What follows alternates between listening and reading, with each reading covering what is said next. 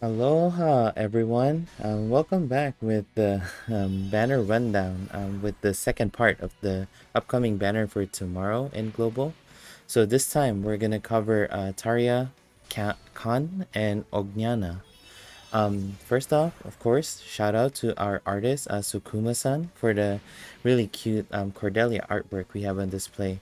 When you have the chance, please visit Sukuma-san's page. She has a lot of Saga Frontier 1 artwork with blue, cotton, and candy, and also some other artwork she does. So yeah, thank you so much, Sukuma-san, for the artwork. And with that, we're gonna go with the banner rundown. I'm starting off with Taria.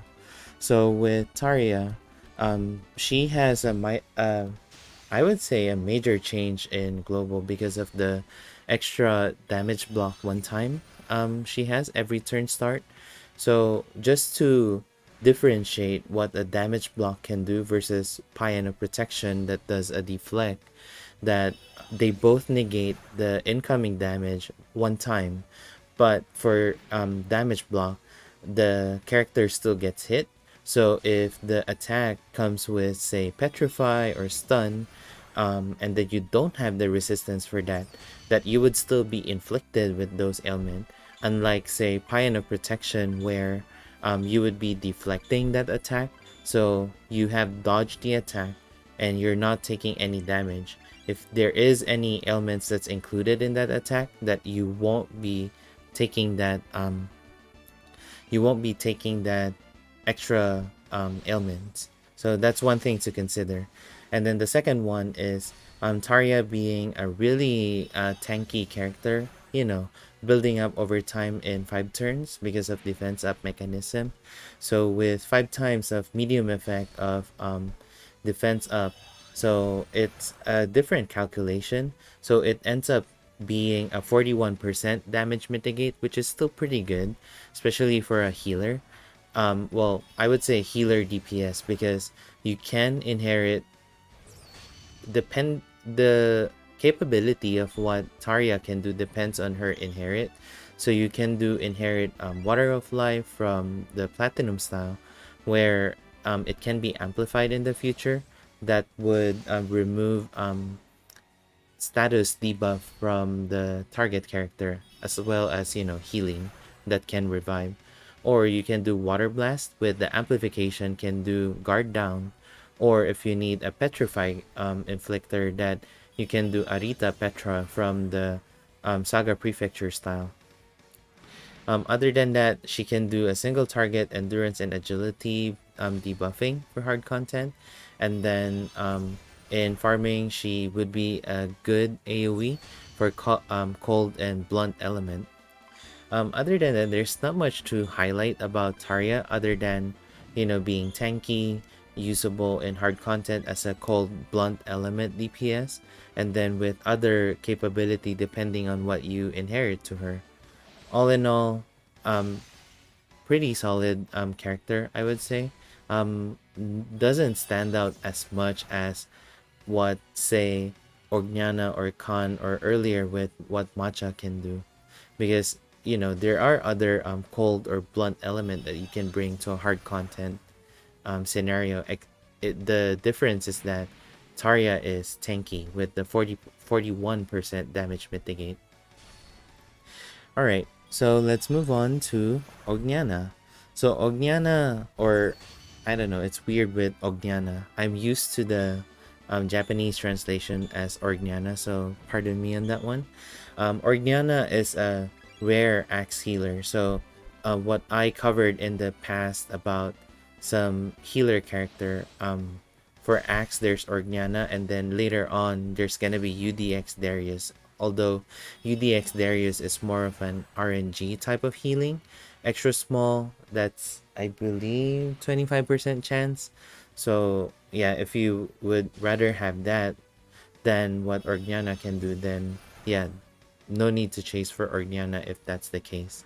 But yeah, for Orgniana, she is, with her change in global, having high protect tension, and then also with her ability 1, with a 25% chance to have a 100% damage cut. So basically getting hit but getting 0 damage. So it goes the same way as a damage block one time. You would still get hit, and then if there's ailment, that she would still get the ailment. And then I believe so there are two stuff for her ability. One is the damage cut, and then one is on getting hit. There's also the 25% chance for BP plus 3 to self, if I recall correctly. So yeah. Other than that, there's also a change in her S style. I found that out prior to recording. When I checked the data on rsrsdb.com. Thank you, Rain, by the way, on that one. Um, the S style supposed to have Head Splitter Plus for skill number 2 and then Morning Glory for skill number 3. But that got changed where Head Splitter Plus got moved as skill number 3, and then skill number 2 becomes a Bloodthirst Strike, which is the same skill number 2 as what Strum Ikonen has. So Bloodthirst Strike is a delay skill. It does SSS damage, and then with the global change, it gives a self-healing with a medium effect. So in a way, you can see Orgniana as a pseudo tank. She's not like Strum Ikonen, where the more Strum Ikonen gets hit, that Strum Ikonen would buff endurance and willpower, compared to Orgniana, who would just be where she is with endurance and willpower, and then she would just have that 25% chance to take 0 damage instead. So yeah, it depends on the scenario of what you need. But say in Remembrance for Domafa, say for Domafa, for Axe, you would need Confuse and Charm, which is something that doesn't exist today from what I remember. I could be wrong for Global. So in JP, when I tackled Domafa, I used Strum Ikonen in Desert Land Sky because I want Strum Ikonen to build up endurance and willpower so that he doesn't get paralyzed and insta-kill, because that's what happens if you don't do Confuse or Charm. And Orgniana won't be able to do the same scenario as what Strum Ikonen did because of the lack of endurance and willpower self-buff. So that's one thing to consider. But yeah, the main driver of you pulling for Orgniana is having that single target healing capability that can revive, and also the global change to that skill having heat up as well is a good, a good extra for that. But really the main driver is that healing capability that Orgniana has that Axe users don't usually have. Okay, so lastly we have Kahn. So Kahn also has some changes in global. He has a unique and niche passive with the I believe poison and insta kill resistance. So every start of turn, he would build up that resistance to the party, and then also willpower buff to the party. It's a small effect, so it's 5%.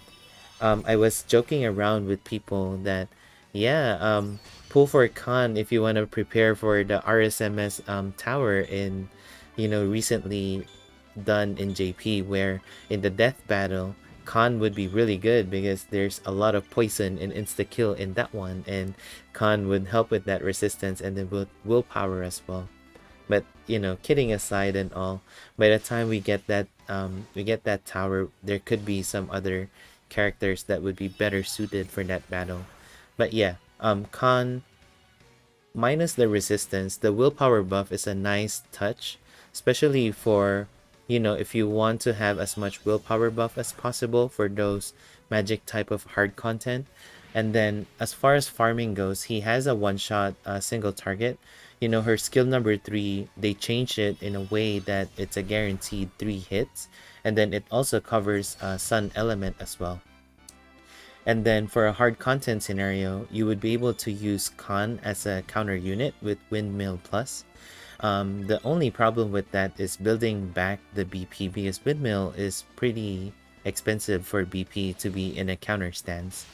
And then lastly, also for farming, he can do a one-shot AoE as well with Windmill Plus as an inherit from his S style.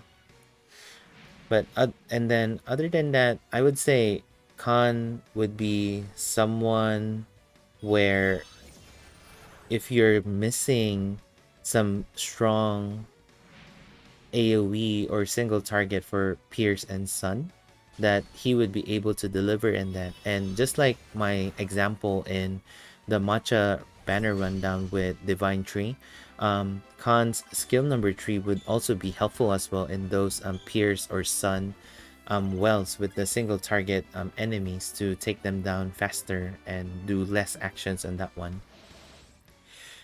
So yeah, the banner itself, I would say is pretty good, mainly because of Orgniana and a little bit of Kahn and Taria.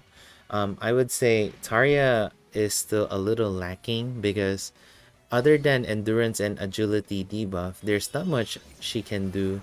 And with Inherit, she's kind of limited into picking either to have healing capability or doing guard down for a hard content or for farming or some other content that she can do Petrify with Arita Petra. So yeah, she's kind of in that dilemma that she has to pick and choose what she can do. Other than that, with the C damage as an AoE for Cold and Blunt, it's something that's replicable by other characters as well. So it's not unique to her and from a farming perspective. And then for Orgniana, the very redeeming factor for her would be being a healer that can revive for an axe weapon. You know, that's for remembrance. But you gotta consider as well if you have true form Aunas with the flame shield where it gives the party extra small heal HP regen at end of turn for 3 turns. So that's a buff as well in global that you're pretty much covered in the first 15 turns as long as you keep on using flame shield every 3 turns. And then as far as healing goes, unfortunately cannot revive. You can always utilize free Tyler with the heal link. Heal link, I believe, is 25% chance to trigger, so that's something rather than nothing, right? And then later on, there's also UDX Darius, which personally I am targeting for, and that's just a personal preference. That it's a 25% chance for a party extra small heal. Orgniana, I forgot to mention that with Inherit from her S-Style, that she can also do debuffing with either strength or intelligence, but she has just average intelligence with 65%, I would, if I remember correctly. So she might not be able to land those debuffs properly, especially with how global is designed with the hard content, where pretty much all of the hard content enemies are hard to inflict debuff with unless you have guaranteed debuffs like say Christmas Bokuon or Red Mage from Saga Soul Red Mage at that. And then for Kahn, also usable for, I would say, farming in certain scenarios in Final Isle on those single target enemies or AoE if you need that, or as a counter unit for hard content. And then the willpower buffing to the party is an extra nice touch for them, for Kahn. Unfortunately for these characters, they don't have any future styles. That's using JP as a reference. We don't know whether in global there's gonna be a curveball where they gonna implement an extra Taria or Orgniana or Kahn style in the future. Remember that we're gonna have another Scarlet Grace banner in the future. That would be Urpina, Elised, and Mondo. And then the other one is Saga Soul, Kumi, Chiago, and I forgot the Tsubaki. So Tsubaki is really good for intelligence debuffing if you need that. But other than that, they might be able to squeeze in maybe, you know, a global exclusive banner with random characters tossed in there. And then it could be that one of these characters could be in there. We don't know. We will know when we get there, kind of thing. Alright. Again, thank you so much, everyone, for listening in. Sukuma-san, thank you for the artwork. And I would always give a shout out to Jan's, Hans, and Rain for the data, because without them, I won't be able to create this video. Alright. Thank you again, everyone, for listening, and see you in the next video or stream.